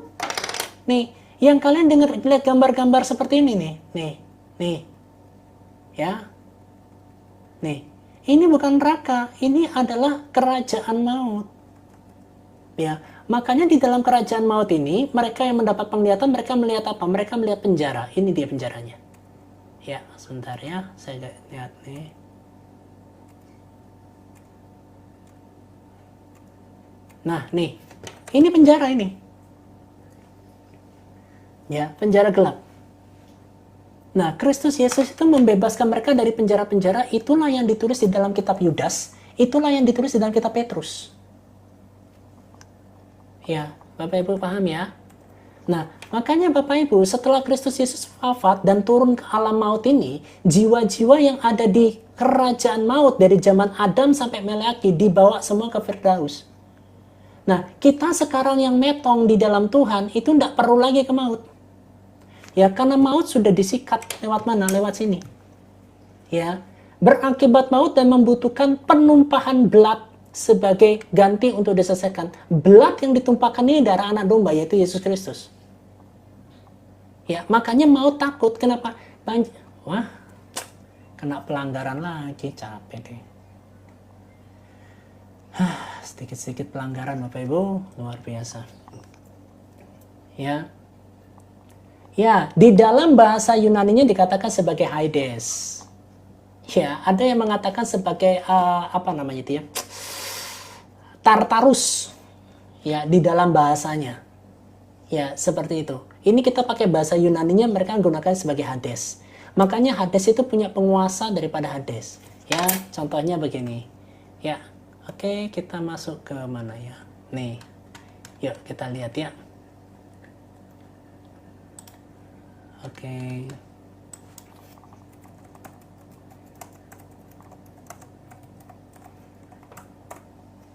Ya, ini Bapak Ibu.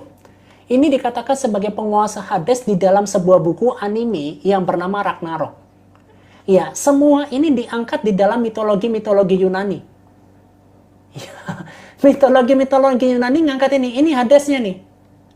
Nih, Hades. Ya, makanya kalau Bapak Ibu nonton tentang kisah Ragnarok ini ya, mohon maaf ya, untuk para orang tua sekali-sekali kalian nonton ini deh. Film Ragnarok ini ya. Ya, bukan Ragnarok yang ini. Ragnarok anime. Ya, nanti kalian akan lihat banyak nama dewa-dewa di situ. Ya. Nih, Bapak Ibu. Ya, teman-teman silakan deh kalian nonton ini deh. Ya, ini namanya dewa tarung sama manusia. Nah, kalian bisa lihat nama istilah nama-namanya mereka. Nama ilah-ilah dan nama dewanya mereka. Ya, jadi semua yang diceritakan dalam bentuk anime ini mereka dapat ngambil gambaran dari mana? Mitologi Yunani. Koko, Ya. Koko. Ya. Bahasanya agak diplesetin sedikit, jangan terlalu anu Bunda. Ya. Bunda. Koko, makasih. Iya. TikToknya lagi PMS nih, agak repot ini, sensor lagi sesi. Ya, seperti itu ya, teman-teman ya, Bapak Ibu ya. Ya, itu yang namanya Kristus punya belat. Ya, itu yang paling ditakutkan Bapak Ibu, karena sudah membutuhkan penumpahan darah. Nah, makanya Bapak Ibu, nah setelah kita sudah sampai ikut Kristus Yesus di zaman Yesus Kristus, banding nggak disetujui ya sudah nggak apa-apa lah. Ya, nah di zaman Yesus Kristus sampai sekarang Bapak Ibu ya, ya kita sudah tidak perlu lagi ke Hades. Ya, sudah tidak perlu lagi ke alam maut. Yang turun ke alam maut siapa kok? Jiwa-jiwa yang tidak makan dan minum dari Kristus Yesus. Saya nggak bisa sebutkan ya karena sensi ya. Ya, kalau kamu sudah Yohanes 1 ayat 12, ya kamu tidak perlu turun ke Hades atau ke maut.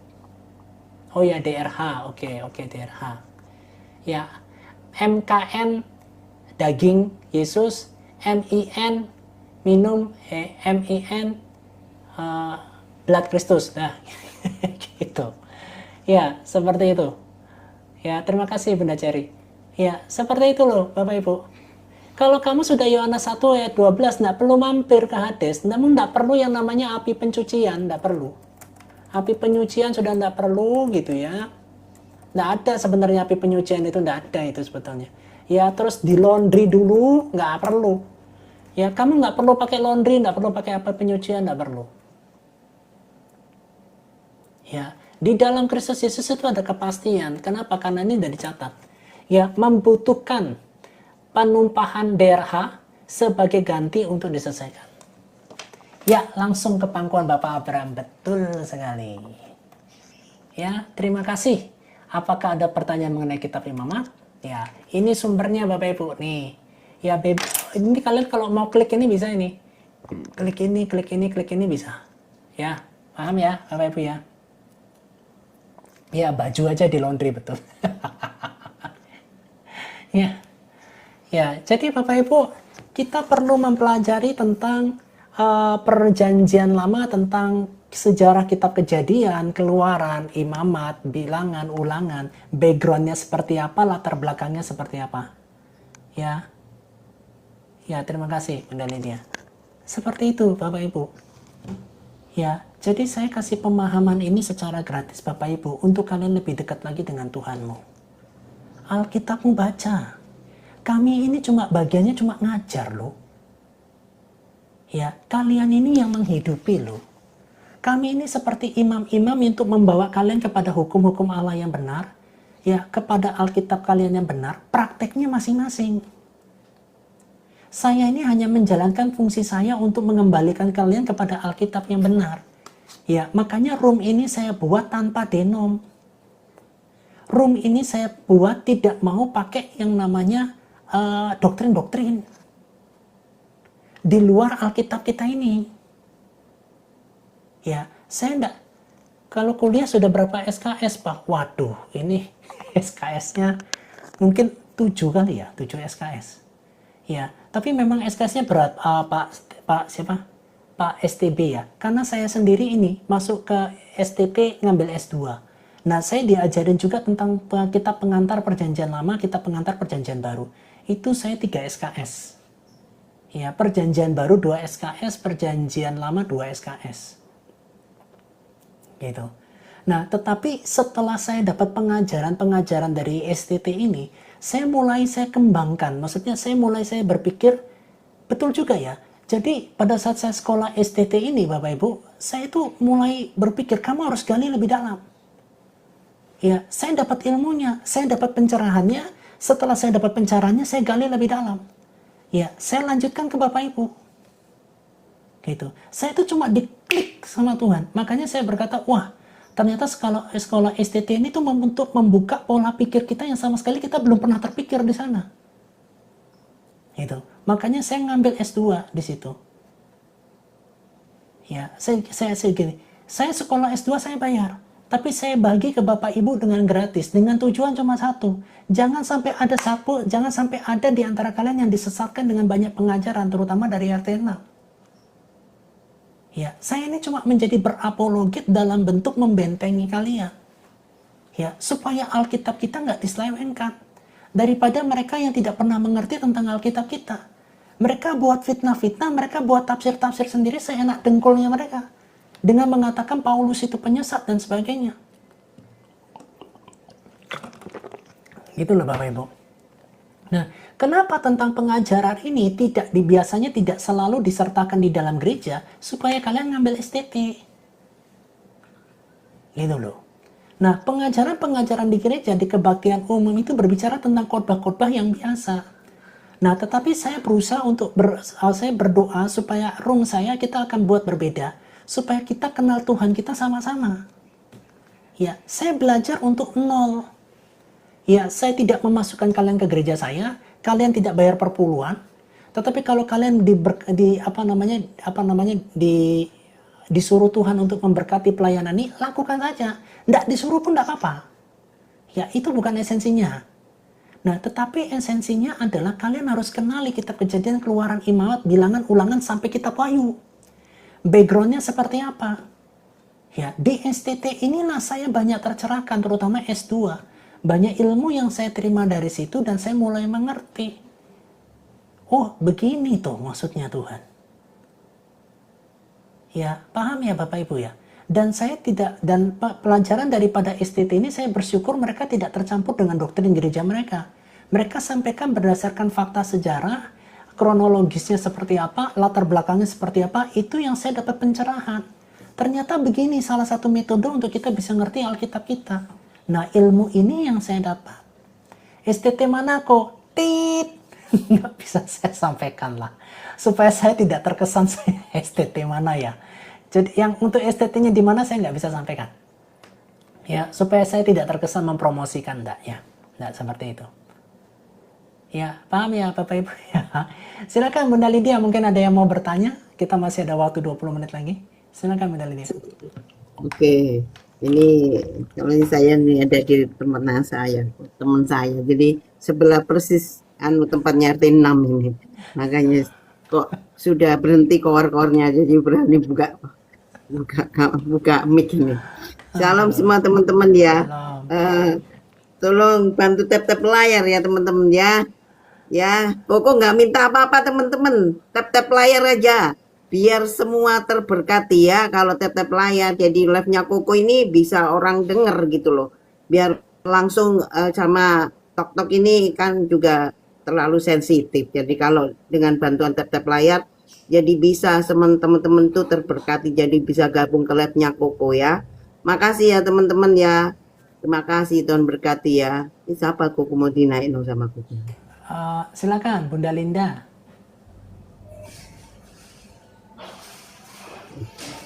Kepencet kah? Kepencet itu Koko, Oh, kepencet Koko. banyak yang kepencet ya. Iya, kepencet sekali lagi Ya, kepencet. Oke, makasih ya sama teman-teman ya. Koko masih lanjut kah? Oh ya, untuk yang kemarin teman-teman yang tadi Bunda Desi tanya juga ya Koko. Itu untuk yang seminar yang kemarin, maaf ya, sekali lagi saya sudah bilang itu enggak bisa teman-teman ya, karena kita juga apa ya, kita harus punya hikmat juga ya teman-teman, karena benar-benar ngelontok tuh kan teman-teman ya. Makalahnya Koko itu wis nanti larinya ke sana. Kita ini karena apa sih? Kita jagalah teman-teman ya. Jangan sampai lah kita saling jaga aman ya. Kita nggak takut sebenarnya. Kita nggak takut. Cuma ya kita apa boleh anu ya. Kita punya hikmat ya. Karena nggak gitu bahaya juga kan berkelanjutan hidup kita. Koko juga masih betul. ada anak kecil. Ya, semoga teman-teman mengerti ya. Kita ndak bermaksud, Koko ndak ada bermaksud untuk pelit untuk membagikan apa makalah itu enggak. Cuma kita harus jaga ya teman-teman Oh, ya. Betani Nginden. Oke. Oke, makasih lanjut Koko. Ini Ya, Koko, live-nya Koko ini ditangguhkan Koko. Oh sudah ini. Aku mau kasih gift nggak bisa ditangguhkan ini Koko. banyak penangguhan. Oh Iya, ya, enggak apa-apa, Koko ada gas saja Koko. Tuhan ya, nggak Yesus apa-apa. lindungi ya, tutup bungkus dengan zat kuasa darahmu yang kudus ya. Amin. Koko dilindungi, roomnya Koko dilindungi ya. Sudah ini sudah Amin. bisa. Oke, Koko lanjut. Oke. Makasih Oh teman-teman ya, ya, Tuhan berkati ya. ada Makasih Kak lanjutannya Yeni, nggak Tuhan kok? berkati ya. Iya, terima kasih. Ada kelanjutannya nggak seminar kemarin? Ada. Ya, ada. Cuma saya stop dulu. Ada. Nanti kita akan bongkar itu lebih banyak bongkar. Kalian tuh geleng-geleng kepala loh, betul.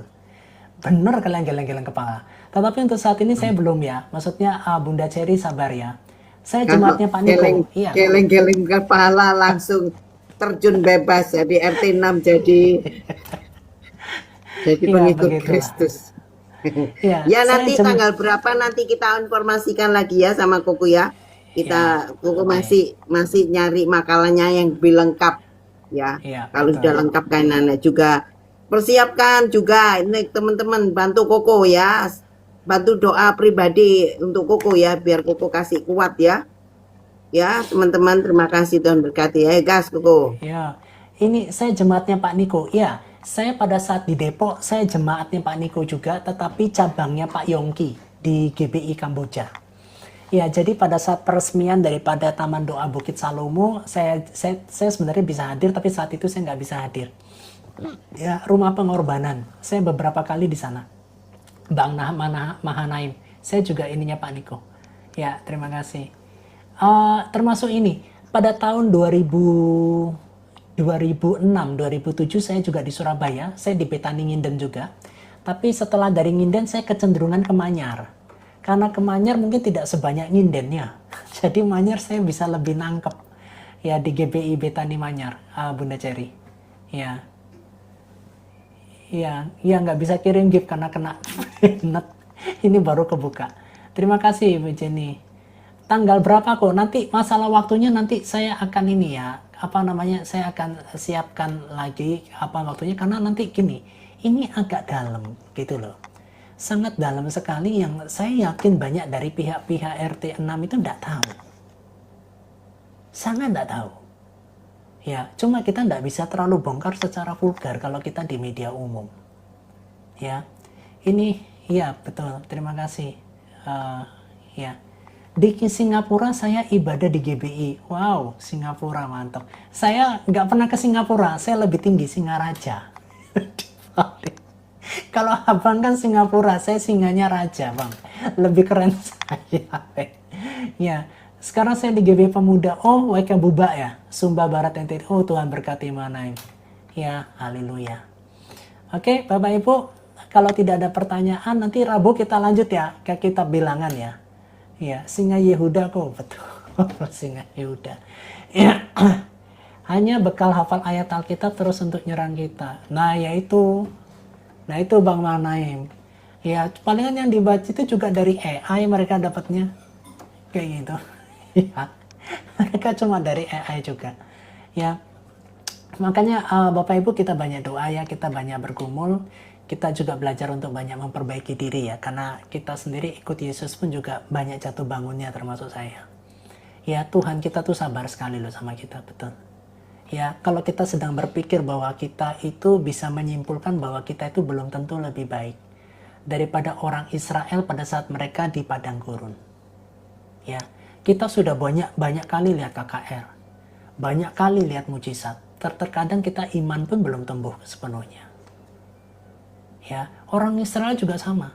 Lihat mujizat sudah, lihat tiang awan tiang api sudah. Yang masuk ke tanah perjanjian cuma Yosua sama Kaleb. Ya, kita pun belum lebih baik loh daripada mereka. Ya, jangan diantara kita ada yang menyombongkan diri. Kita sama-sama belajar memperbaiki diri. Saya pun juga sama. Ya, hamba Tuhan pun juga ada fase-fasenya dia bisa lemah. Ya, tidak selalu dia strong. Ada masanya kita capek, ada masanya kita penat. Ya, kita saling menguatkan ya Bapak Ibu. Makanya saya berdoa, dukung kami juga di dalam pelayanan, dalam doa-doa Bapak Ibu. Tuhan Yesus tolong kita semua, Tuhan Yesus berkati kita semua ya. Mari kita berdoa yuk. Bapak, kami mengucap syukur Tuhan untuk kasih setiamu, untuk berkat-Mu yang Kau limpahkan dalam kehidupan kami. Kami terbatas, hamba terbatas. Tapi meteraikanlah firman ini di dalam kehidupan mereka supaya mereka mengerti tentang perjanjian lama dan perjanjian baru. Mengenal tentang pribadi Kristus Yesus bahwa di akhir zaman ini Engkau berbicara lewat putra-Mu yang kami sanjung tinggi, yang kami muliakan, yang kami layani. Tolong kami Tuhan dalam menghadapi penyesat-penyesat. Tolong kami Tuhan, ampunilah mereka sebab mereka tidak tahu apa yang mereka perbuat. Bang Suma dan kawan-kawannya mereka tidak tahu apa yang mereka buat dan mereka tidak tahu apa yang mereka bela. Tetapi kami mengerti tentang hukum-hukum Allah dan ketetapan Allah yang sejati. Ampuni mereka Tuhan. Sebagaimana kami pun membutuhkan pengampunan daripada-Mu. Tetapi biarlah kerajaan-Mu semakin dinyatakan, kebenaran ilahi semakin dinyatakan, lindungi kami semua Tuhan. Terima kasih Bapa, telanjangilah musuh-Mu. Telanjangilah segala sesuatu perbuatan daripada nabi yang tidak pernah Engkau utus sebagai nabi. Dan biarlah kemuliaan kerajaan surga lewat Bani Israel, dari dahulu sekarang sampai selama-lamanya semakin bersinar. Dan dikiranya Bani Israel saat ini kembali kepada Engkau Tuhan, Allah Abraham, Ishak dan Yakub, dan biarkanlah mereka mengenal sebagai Allah yang sejati dan putra yang sudah Kau utus yaitu Yesus Kristus sebagai Tuhan dan Juru Selamat. Karena kami pun banyak diludahi, bahkan mereka tidak pernah percaya bahwa Yesus Kristus adalah anak Bapa yang diutus sebagai Mesias. Ampuni mereka Tuhan, kami memberkati Bani Israel, kami mengampuni mereka segala bentuk tindak tanduk dan kelakuan mereka yang jadi batu sandungan bagi kami. Tetapi kami bersyukur lewat ke-12 murid-Mu kami bisa mengenal pribadi Allah yang benar. Kami bisa mengenal nama di atas segala nama Yesus Kristus yang sudah tersebar sampai ke ujung bumi, sampai kepada kami yang kami dimuridkan. Terima kasih Bapa, terima kasih Tuhan Yesus, terima kasih Roh Kudus, ampuni kami yang hina ini, ampuni kami yang lemah ini, ampuni kami yang kurang iman ini. Tolonglah kami. Kami juga berdoa Tuhan buat saudara kami tadi yang sempat kemoterapi, yang sudah sempat mendengarkan firman-Mu tetapi ada bibit kanker di dalam hidupnya. Kami mau berdoa Tuhan, bagi saudara kami yang ada kanker, kami tolak dalam nama Yesus.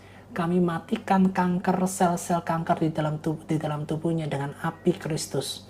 Dan kami berdoa di dalam nama Yesus, apa yang kulepaskan di bumi terlepas di surga. Dengan iman kukatakan, api dari kerajaan surga yang menghanguskan semua penyakit-penyakit, sel-sel kanker di dalam tubuh teman-teman kami dihancurkan di dalam nama Yesus. Mereka sembuh di dalam nama Yesus. Mereka bersaksi bahwa Tuhan sanggup mengalahkan sel-sel kanker dalam tubuh seseorang. Terima kasih Bapa, haleluya. Bapak Ibu, angkat kedua tanganmu dan terimalah berkat Tuhan. Berkat daripada Allah Abraham, Ishak dan Yakub yang memberkati dan melindungimu, menyinarimu dengan wajahnya, memberikan engkau kasih karunia, menghadapkan wajahnya kepadamu dan memberikan engkau damai sejahtera. Demi nama Bapa dan Putra dan Roh Kudus, mulai dari sekarang sampai selama-lamanya. Haleluya, haleluya, haleluya. Amin. Tuhan Yesus memberkati, maju terus dan Amin. Makasih ya semua teman-teman ya. Terima kasih, sampai ketemu besok ya teman-teman. Saya keliru ya. Makasih ya teman-teman. Makasih ya. Oke Koko, sudah lanjut Koko. Kita turun sama-sama, ini RT 6 ini.